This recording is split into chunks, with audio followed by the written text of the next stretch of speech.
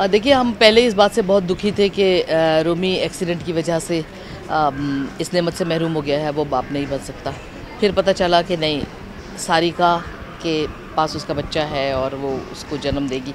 तो हम लोग बहुत शिद्दत से इंतज़ार कर रहे थे। उसके खातिर हमने सारिका को भी बर्दाश्त किया। पहले मैं सारिका को एक्सेप्ट नहीं कर रही थी।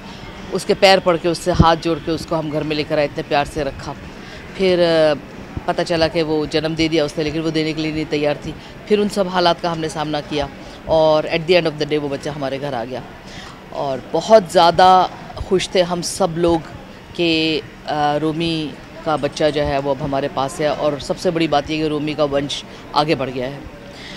लेकिन अब पता चला कि वो बच्चा रोमी का नहीं है। तो जाहिर है कि बहुत ही ज़्यादा बहुत बड़े सदमे की बात है ये, बहुत फ़िक्र की बात है, बहुत दुख की बात है।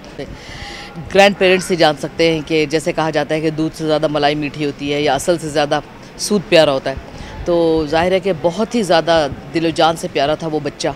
वो जा रहा है, मासूम है, उसका कोई कसूर नहीं है, लेकिन उसे नज़रों के सामने भी रखें तो क्या होगा, वो याद दिलाता रहेगा सारिका के धोखे की। और उससे भी ज़्यादा मैं इस बात से खौफज़दा हूँ कि ये बच्चा जितने दिन हमारे पास रहेगा, प्यार उतना बढ़ता जाएगा।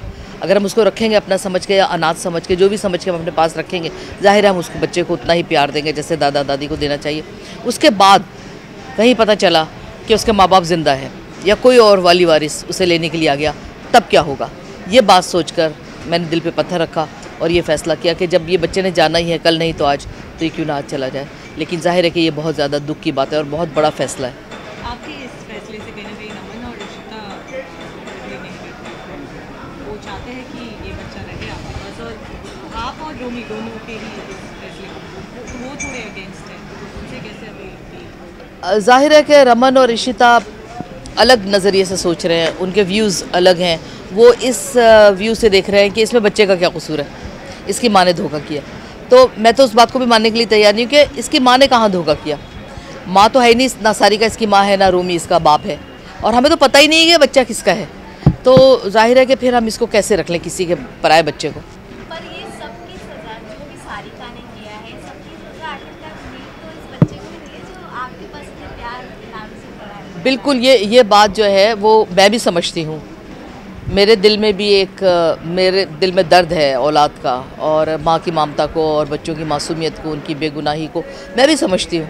लेकिन सवाल ये पैदा होता है कि अगर तो हमें पता होता कि बच्चा किसका है, तो उससे हम मांग लेते हमेशा के लिए, लीगली तौर पर हम उसको ले लेते, उसको पालते पोसते, वही प्यार देते, वही हम मुकाम देते जो रूही और आदि को दिया है। लेकिन जब हमें पता ही नहीं कि ये बच्चा किसका है और कल को कोई भी मुँह उठा के आ जाएगा लेने के लिए, तब क्या होगा। उस दिन को सामने रखते हुए ये फैसला दिया गया कि नहीं, इस बच्चे को वापस कर देना ही बेहतर है। लेकिन अब ये जो रमन ने मोहर तो लगा दी कि आखिरी फैसला, तो रमन के इस फैसले को क्या कुछ बदल पाएगा, क्या आप मेरे फैसले को बदल पाएंगी? मैंने हमेशा ये फैसला किया कि मैं नहीं बताऊंगी कि पर्दे के पीछे क्या है, कल क्या होने वाला है। मैं कभी अपने फैसले को नहीं बदलूंगी कि मैं अपनी ऑडियंस लूज़ कर दूं, कल को वो टीवी के आगे इतने शौक से ना देखें। इसलिए मैं नहीं बताऊंगी, मैं अपना फैसला नहीं बदलूंगी। कीप ऑन वॉचिंग, ये है मोहब्बतें।